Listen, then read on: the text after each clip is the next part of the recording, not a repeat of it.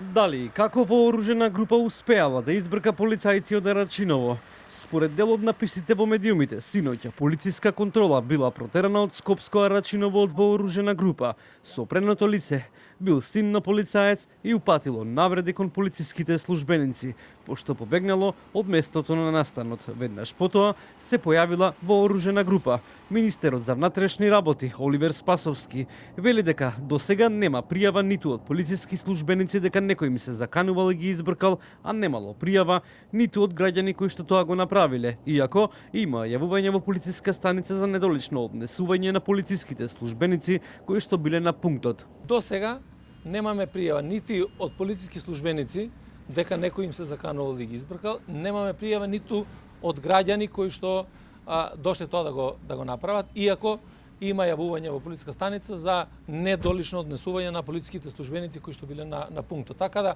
денеска со службен материјал ќе ги расчистат сите овие работи за да можеме да информираме. Пренагласено е дека тоа било со оружје и така натаму, ама да видиме што ќе излезе на крај.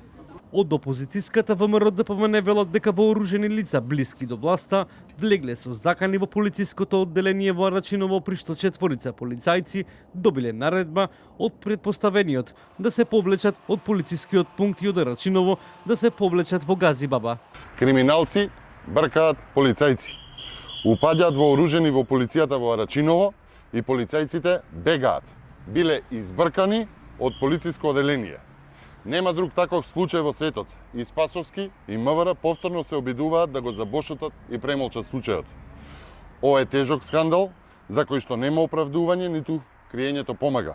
По однос на случајот со возилото кое во медиумите се поврзуваше со синот на заменикот министер Назим Буши, Спасовски вели дека спорното возило не е Ауди, туку Мерцедес и не било управувано од синот на заменикот министер.